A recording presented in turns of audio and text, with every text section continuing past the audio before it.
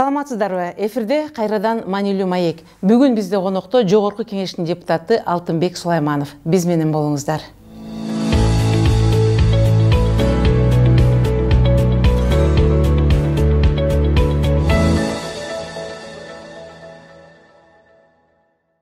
Саламатсызбы? Алтын мырза, студиябызга куш келиптирсиз. Сиздин жеке социалдык тармагында жеке баракчаларыңызга жазган маалыматтар боюнча жакында эле умурага зыяратка барып келдиңиз. Анда эмесе биздин бул жаңы жылдык 2019 жылкы алгачкы маегибизди сиз менен баштап атабыз.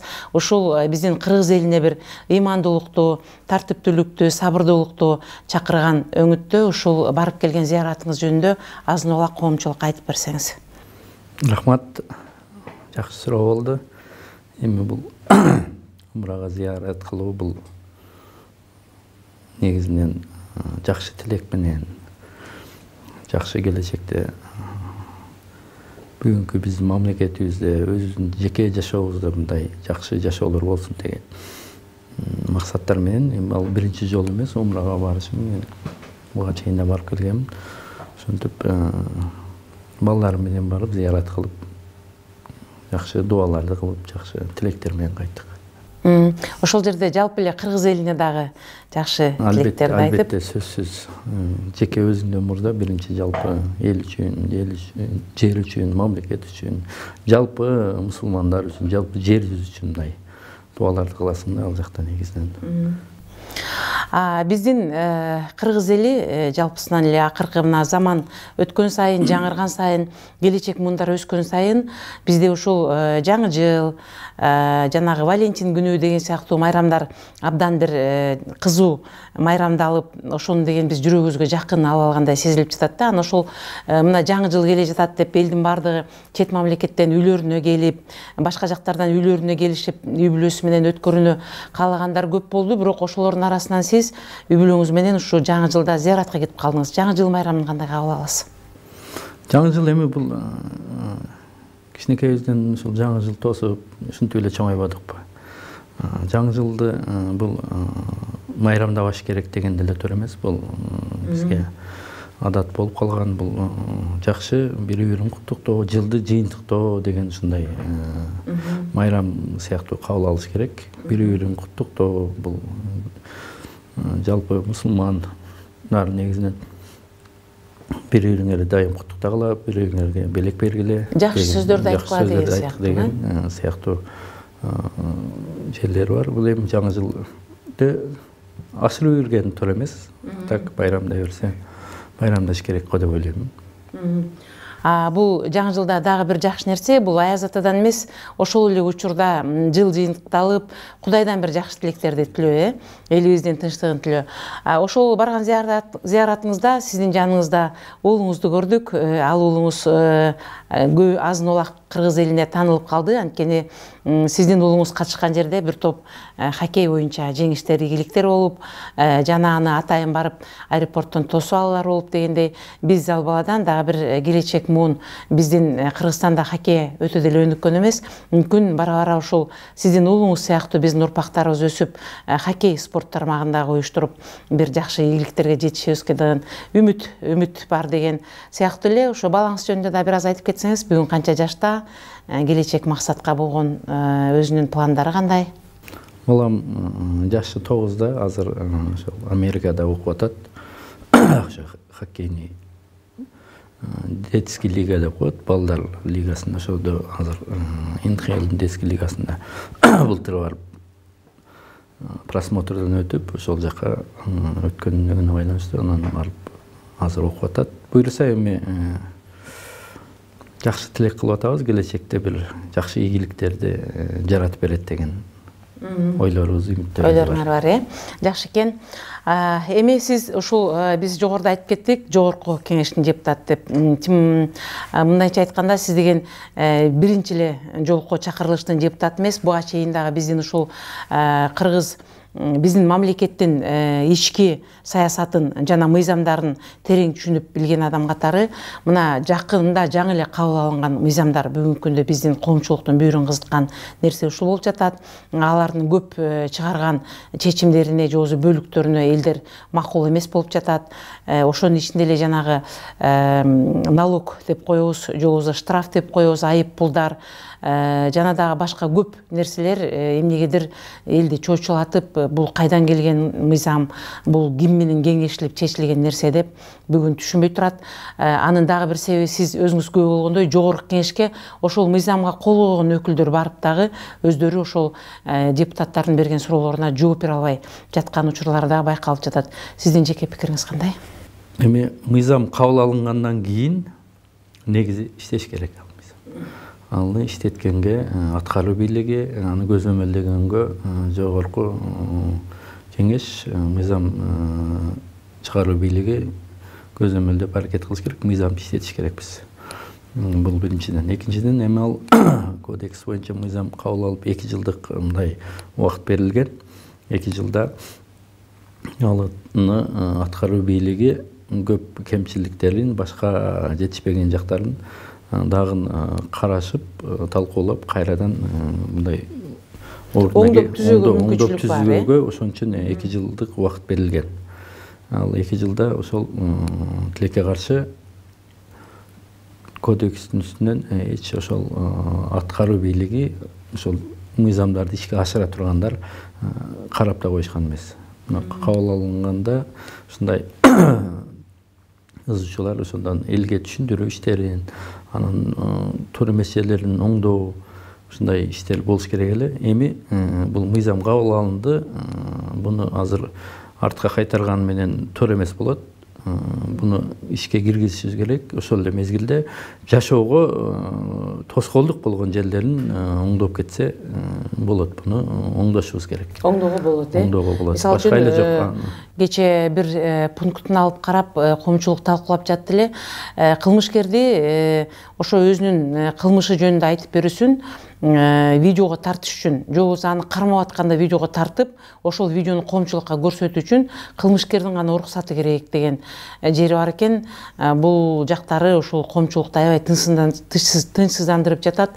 Бул бизде мурда андай жок болчу да, кылмышкер болгондон кийин кармалыш керек, ал элге көрсөтүлүш керек, уят карыш керек, намыстаныш керек деген сыяктуу болуш керек. Эми азыр ошо кылмышкердин жүзүн жабуу жагы дагы каралып калыптыр деген. Бул жерде адам укугуна көбүрөөк эми басым болуп калган дагы. Эми буну дагы өзгөртсө болот. Буну азыр ушул тартыштар болуп атат. Буну өзгөртүүгө барыш керекпиз го. Мындан келди коомчулук тынчсызданбай эле койсо болот. Анткени деген бизде 120 эл өкүлү бар, алар да жөнө турбаса керек. Бир элдин ыңгайына карап оңдоого болот экен. Сөзсүз. Андан кийин биз мына сизди чакырардын алдында биз бир аз анонс кетиргенбиз. Бизге деген көрүүчүлөрдөн дагы сизге болгон суроолор келип түштү эле. Бул жерде сиз жөнүндө көп жакшы ойлорун айтышыптыр. Анткени деген бизде дейт эл өкүлдөрүндө саналуу гана депутаттарыбыз бар. Жана ар түркүн сүрөөлөрдү бергенде көбүнчө коомчулуктун кызыкчылыгын көздөп, же болбосо кыргыз элинин намысын көздөп сүйлөгөн учурда ошол Алтынбек Сулайманов көп өзүнүн жакшы пикирлерин айтат дейт. Бул жерде дагы бирөө сизге суроо катары кайрылыптыр. Ушундай сиздин жанагы эмоционалдуу, ушундай бир өзүңүздүн күйүп жаткан темпиңиз менен берген суроолоруңуз, козгогон темаларыңыз бул буйртма эмеспи деп суроо бериптир. Ошол боюнча да айтып кетсеңиз. Эч кандай буйртма эмес, ал болгон менин ошол өзүм мүнөзүм, характерим. Кээ бир мезгилде кичине мындай эмоциялар чыгат. Ал мезгилде чында бир талаш болгон мезгилдерде чыгып атат да негизинен. Андай мен эч кандай буйрук же бир кошоматчылык же ушундай нерселерден мен негизи алыс болгонго дайым аракет кылам. Андан кийинки сурообуз, сиздин өткөндө мындан бир аз эле күн болду, мурда спикер менен болгон пикир келишпестигиңиз боюнча экен. Бул спикер менен болгон пикир келишпестигиңизде коомчулуктун ою биринчиден ошондой спикер, премьер-министр ошондой эле башка жогору жактагы эл адамдарына мына кээ бир учурда ошол жетишпеген жактарын айтып же болбосо көрсөтүп коюу бул негизи туура нерсе дейт. Ал эми экинчиден дейт, бул жерде эл өкүлү Алтын Сулаймановдун кичине бир мындай этикага жакпай турган нерсе кылып койгондугу байкалып калды дейт. Сиз ошону өзүңүз кандай баалайсыз? Эми биз деле пендебиз да. Бизде деле кемчилик бар да. Бизди бүт жагыбыз төп келишкен дегенден алыс болуш керекпиз. Эмоция бар, характерибиз бар, мүнөзүбүз бар. И ошол мезгилдеги, ошол убактагы ситуация дагы бизди контроль кылып коюшу мүмкүн. Учурдун талабы. Ошондой эле эмес. Эми төрага менен айтышып кеткенибизде, аерде мен жалгыз эле күнөөлүү эмесмин, экөөбүз тең күнөөлүүбүз. Ал киши төрага дагы ошол эмеге түрткөнгө аракет кылган жок. Анын өзү дагы эмоция менен мага сөз кайтарылып, бири-бирибизге ошондой айтышы болуп калып, ошол жерде бир аз чектен чыгып кеттик го деп ойлойм. Рахмат ал жооңузга. Андан кийинки сурообуз дагы бир биздин көрүүчүлөрдөн келиптир.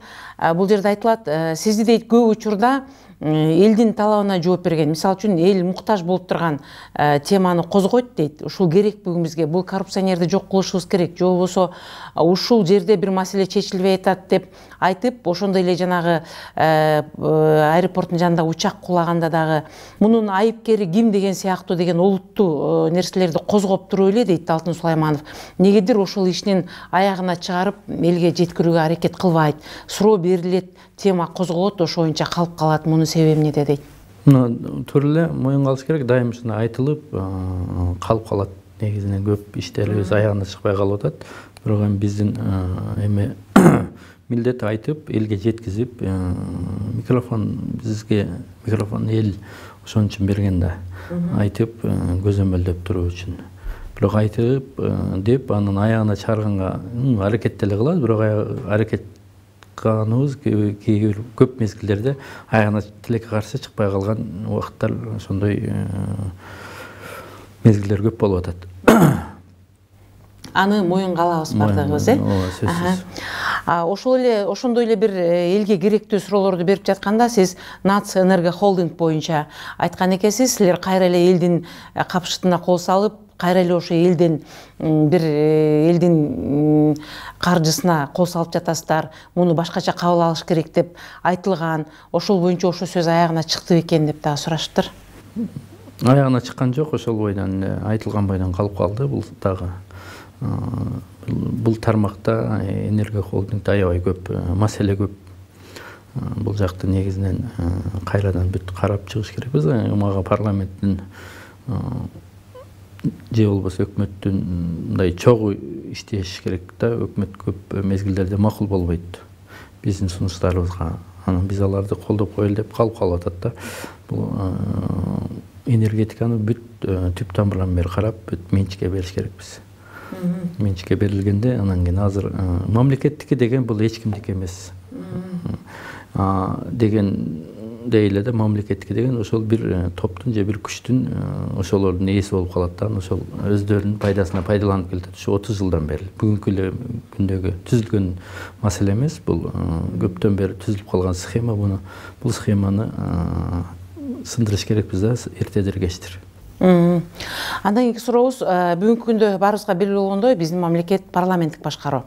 Парламенттик башкарууда негедир көп учурда дейт, парламенттик башкарууну эмнеден гана сезебиз, өкмөт тарабынан же болбосо мыйзамды тактоо тарабынан кишилер келгенде эле аларды мектепте эки алган окуучудай эле депутаттар баардыгы ар жактан талап, өз ойлору кереги бар жеринде, кереги жок жеринде талкуулоого кийлигишет дагы, айланып келип отуруп эле кайра эле ошол эле жанагы даярдалган мыйзам бекитилип калат дейт. Бул нерсе кадр маселесине дагы тиешелүү дейт. Мисалы үчүн бир кадрды дайындап жатса, алар туш тараптан талап, сен Кыргызстандын жараны эмессиң дегенге чейин барышат дейт. Жана дагы башка көп кемчиликтер айтылат дагы. Эмнегедир добуш берип келгенде кайра эле ошол кадр кызматка келип калат дейт. Бул боюнча сиздин пикириңиз кандай? Эми бүгүнкү күндө биз негизи парламенттик башкарууга багыт албадыкпы. Баш мыйзамыбыз дагы өзүбүздүн айтып багытыбыз дагы ушундай болуп атат. Бирок тилекке каршы биз президенттик башкаруудан толук кандуу чыгып айрыла элекпиз. Себеп деген мунун себеби бар. Буга дагы бир убакыттар керек. Буга чейин президенттик башкаруу да 10 жылга чейин, ага чейин эми СССРдин карамагында бүт ошол элибизге бүт сиңип калганда, канына чейин сиңип калган. Будан көп өнүккөн өлкөлөр көп убакыттар менен келишкен да. Бизге дагы бир убакыт керек го. Дагы бир 2 созуп алмашыш керек го. Андан кийин бир өзүнө келет. Бул азыр өткөн мезгилде болуп атат да. Ошон үчүн көп талаш тартышты. Көп элдин түшүнүгү, даже парламентке келгендердин, депутаттардын өздөрү, аткаруу бийлиги баардыгыбыз карап мындай президентке кылчайып турабыз да. Бул мен өзүмдүн жеке суроом сизге берейин деген. Мисалы үчүн сизге белгилүү болгондой, бизде бир топ партиялар бар. Бүгүн жогорку кеңеште отурган элге белгилүү партиялар бир бул, Өнүгүү, ошол эле социал-демократтар партиясы, жана Кыргызстан партиясы деген сыяктуу башка майда чүйдө партиялар жөнүндө айтпай эле коелу. Эми алар деген өтпөй калышат же болбосо дагы бир өздөрүнүн каржы жагынан мүчүлүш болгондугу билинип калат. Ал эми сиздин партияңыз сыяктуу, бир бул сыяктуу белгилүү партиялар эмне үчүн ошол шайлоо маалында эле элди кыдырып, элдин эмнеге муктаж экенин сурап, элди кыдырып, эл менен жакын болушат дагы башка учурларда көп мындай байкалбайт. Мисалы үчүн жаңы жылда ошол барып эле ошол бир ар бир 7 аймагыбыздын ар бир аймакка барып аяз ата болуп, балдарга кезигип, жетим үйлөрдү кыдырып, же болбосо айт маалында, орозо маалында жерлерди кыдырып, ошол аксакалдарды оозун ачырып деген сыяктуу бир нерсе көп байкалбайт. Же жасалып, биз аны көрбөй калып жатабызбы? Эмнегедир ошо шайлоодон кийин ушу партиялар биздин жарандарды, биздин элдерди, алардын муктаждыгын унутуп калышат. Буга сиздин жеке пикириңиз? Депутаттар же болбосо партиялар элди аралап эле жүрүшөт, колдорунан келишинче аракет кылып. Бирок эми шайлоо мезгилинде бир ошол 1-2 ай или 3 айдын ичинде шайлоонун алдынан аябай активдүү жүрүш болот да. Ошондо көбүрөөк элдин ичине киргенде андан кийинки мезгилдеги айырма бир топ айырмаланып калат. Ошондон эле ушундай байкалып, ушундай сөз болуп атат, болуш керек деп ойлойм да.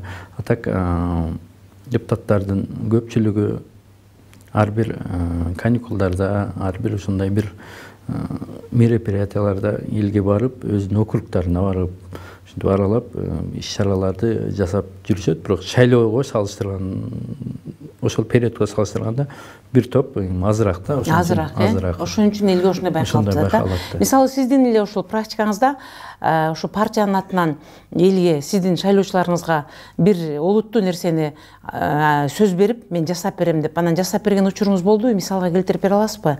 Жана жол салып берүү, же көпүрө салып берүү, же болбосо мечит салып берүү деген сыяктуу, же бир мектепке жардам берүү деген кайсы мисалды келтире аласыз? Эми ал социальный маселелер, майда маселелерде негизи ал эми өз убагында айтылып, өз убагында чечилип келатат. Анан мындай олуттуу мамлекеттик мындай деңгээлде чоң иштерди жасай алган жокпуз.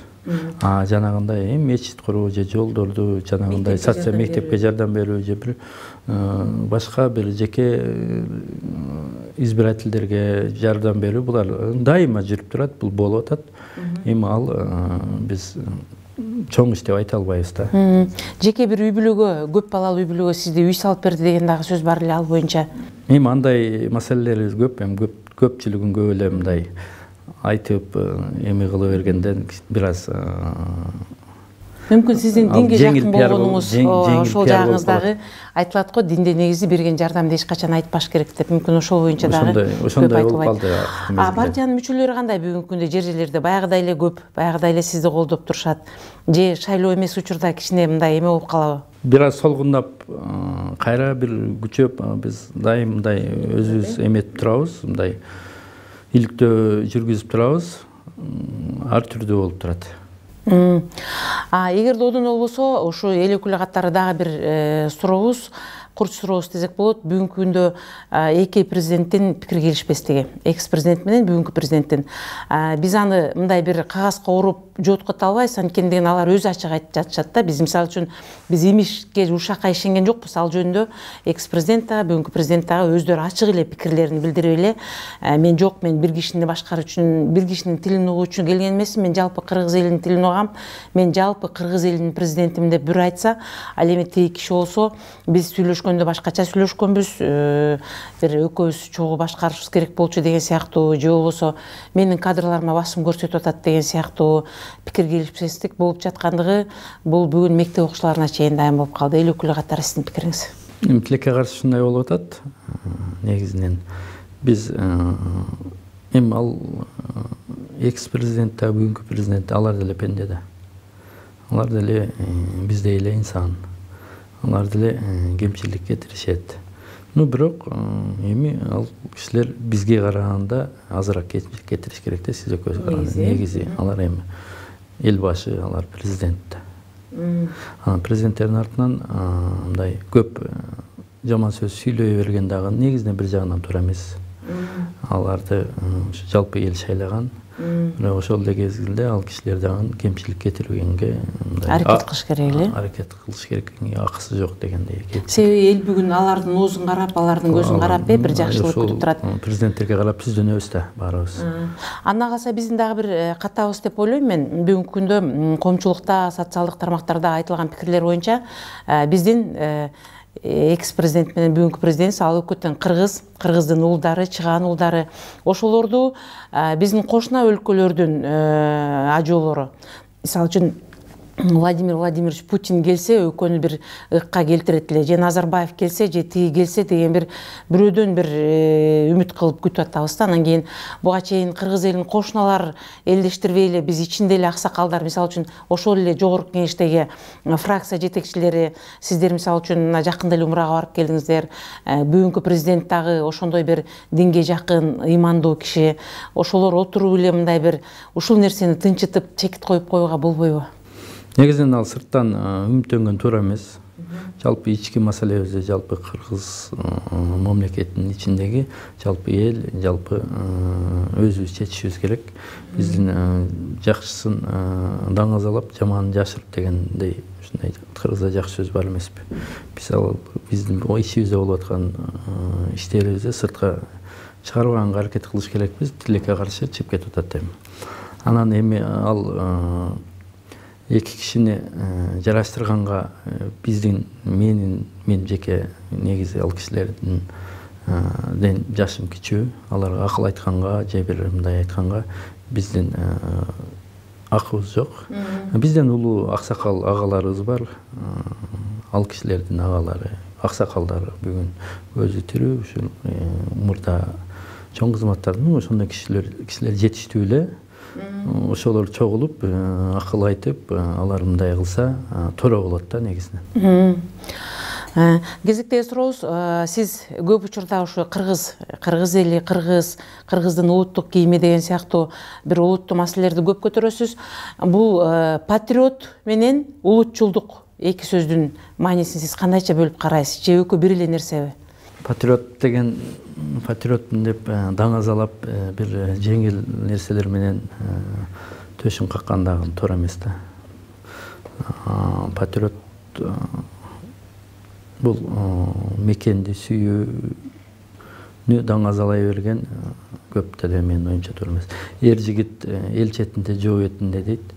Мындай унчукпай көп төшүн какпай эле жүргөн аябай көп жигиттерди билем да. Ошол кыйкыргандан жакшыраак түшүнөт ушундай. Учуру келгенде өзүн көрсөтүп, учуру келгенде чыга келишет. Ушундай болуш керек да жигиттер деген негизинен. Негизи инсан деген ушундай деп мен ушинтип түшүнөм да. Улутчулдукту кандай түшүнөсүз? Эми улутчулдук өзүбүздүн улутубузду даңазалашыбыз керек. Негизинен өзүбүздүн атрибуттарды, өзүбүздүн баалуулуктарыбызды, ошол эле мезгилде башка улуттарды басынткан мен туура эмес. Алар да деле биздей жаралган, Алла Таала баарыбызды бирдей жараткан, бирдей алып кетет. Бул төгөрөк жер шары баарыбызга бирдей. ошол эле мезгилде граница Кыргызстандын ичинде кыргыз менен башка улут дагы бирдей эле биздей эле жашаганга акылуу. Биз мындан келди ал өзбек, уйгур же болбосо орус улутундагы кыргыздын жарандары деген сый мамиле менен мамиле кылышыбыз керек. Бирок ошол эле учурда биз деген кыргыз жерибизде жашап жатканыбызды, өзүбүздүн туубузду, гербибизди биз улуу кыргыз элинин урпактары экенибизди унутпашыбыз керек. Биз башка улуттарга мындай доказать этиштин кереги жок. Өзүбүздү өзүбүз даңазаласак эле ошол биздин чоң милдетибизди, улутубузду даңазалаган болобуз. Эми сөзүбүздүн аягыбызда Алтын мырза, бул жакшы маек болду. Менимче кишинин жүрөгүнөн түнүп калган бир башка нерсе бар. Менин билишимче бул сиздин жакында эле көз өтүп кеткен апаңыз. Мен бул жөнүндө көп жерден окуганмын. Ошол апаңыздын жаныңызда жоктугу, же болбосо ал кишинин бир бала кездеги сизге жасаган бир өзгөчө мамилеси, кайсы эмеси менен дайыма сиздин жүрөгүңүздө турат? Ал киши сизге же бир башкача насаат айтып кетти беле? Балдарыңызга, келинчегиңизге же мекениңизге болгон мамилеңиз жөнүндө, ошол жөнүндө бир сөзүбүздүн аягында кыскача айтып кетсеңиз. Эми негизинен ар бир мындай инсандын ийгиликке жетишкен же жетишпеген ар бир эркектин артында бир аял бар да. Же энеси, же келинчеги, ушундай. Мен жанында, артында энем болчу дайыма. Кылмысын айтып, дайым таянып турчумун. Эми ушундай Алланын буйругу экен. Өтүп кеткенден кийин бир аз мындай таяна турган киши жоктой болуп калды. Мындан кийин биз 90-100гө чыксак деле баары эненин орду өзүнчө бөлүнүп турат турбайбы? Бүгүн деле ал кишинин сөздөрү сиздин жүрөгүңүздө болсо керек, минут сайын кагылып айтылып. Анда эмесе Алтын мырза, мындан аркы ишиңизге дагы ийгиликтерди каалайбыз. Жогоруда менин көрүүчүлөрүм суроо берип кеткендей, чындыгында эле 120 депутаттын арасында саналуу гана кишилер бар. Бул бардык жерде боло турган эле нерсе. Алманын багындагы алмалар деле бирдей бышпайт. Алардын кээде бирөөсү даамдуу, бирөөсү даамы жок болуп калат. Ошол сыяктуу эле бүгүнкү күндө биздин эл ишенген эл өкүлдөрүнүн арасында эл таянган, эл сүйөнгөн саналуу кишилер бар. Анын бири сизсиз деп мен чечкиндүү айтып кете алам. Мындан аркы ишиңиздерге да ийгилик каалайбыз. Эң негизги сиз жогоруда умрага барып, Алладан тилек кылып келгендей, элибизде тынчтык болсун. Анткени тынч жатпай жаткан мамлекеттерди дагы көрүп жатабыз. Ошон үчүн эң негизгиси биздин элде тынчтык болсун, биримдик болсун, ынтымак болсун. Калганы бардыгы өз убагы менен бүтө берет деп ойлойм. Рахмат.